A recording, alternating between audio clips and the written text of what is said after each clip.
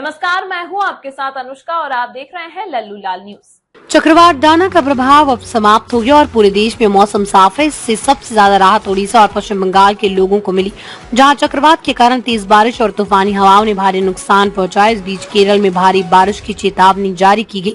हालांकि ये yellow alert है और उसे किसी बड़े नुकसान की संभावना नहीं।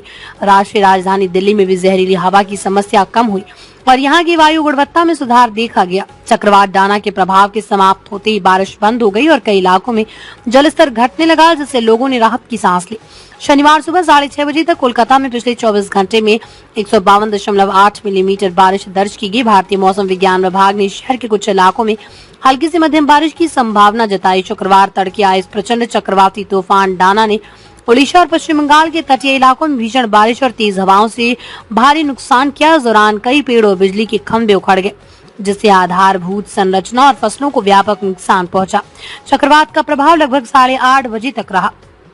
अधिकारियों के मुताबिक पश्चिम बंगाल में बारिश से जुड़ी घटनाओं में 4 लोगों की मौत हो गई, जिसमें कुछ लोग करंट लगने से घायल हुए। कोलकाता की स्थिति में सुधार हुआ, लेकिन हुगली, बांकुड़ा, झारग्राम और पूर्वी एवं पश्चिमी मेदिनीपुर जिलों के कई इलाकों में अभी भी जलभराव की समस्या बनी हुई है।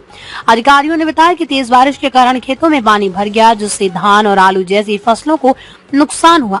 आईएमडी ने बताया कि रविवार तक मौसम में सुधार की संभावना है। दिल्ली का वायु गुणवत्ता सूचकांक पिछले 2 दिनों में मामूली सुधार के बाद बहुत खराब से खराब श्रेणी में आ गया है।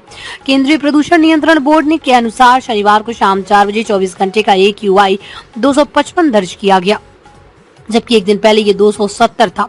शहर के 40 मौसम निगरानी केंद्रों में से 36 ने डेटा साझा किया, जिसमें पाया गया कि आनंद विहार, जहांगीरपुरी, मुंडका, वजीरपुर, विवेक विहार और सोनिया विहार जैसे 6 केंद्रों पर AQI बहुत खराब श्रेणी में था। वहीं नोएडा और गाजियाबाद में भी बहुत खराब वायु गुणवत्ता दर्ज की गई। मौसम विशेषज्ञों का कहना है कि हवा की दिशा में बदलाव और गति में वृद्धि के कारण वायु गुणवत्ता में सुधार हुआ। उन्होंने अनुमान लगाया है कि अगले कुछ दिनों में वायु गुणवत्ता में इसी प्रकार की स्थिति बनी रहेगी।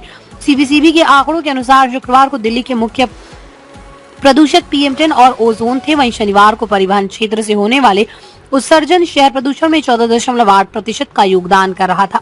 चक्रवात डाना का असर खत्म होने के बाद उड़ीसा और पश्चिम बंगाल में सामान्य स्थिति की बहाली शुरू हो गई। दिल्ली की हवा में भी थोड़ा सुधार देखा गया, हालांकि PM 2.5 स्तर पर अभी भी स्वास्थ्य के लिए खतरा बना हुआ है। केरल में जारी बारिश की चेतावनी से वहां के लोग सतर्क हैं।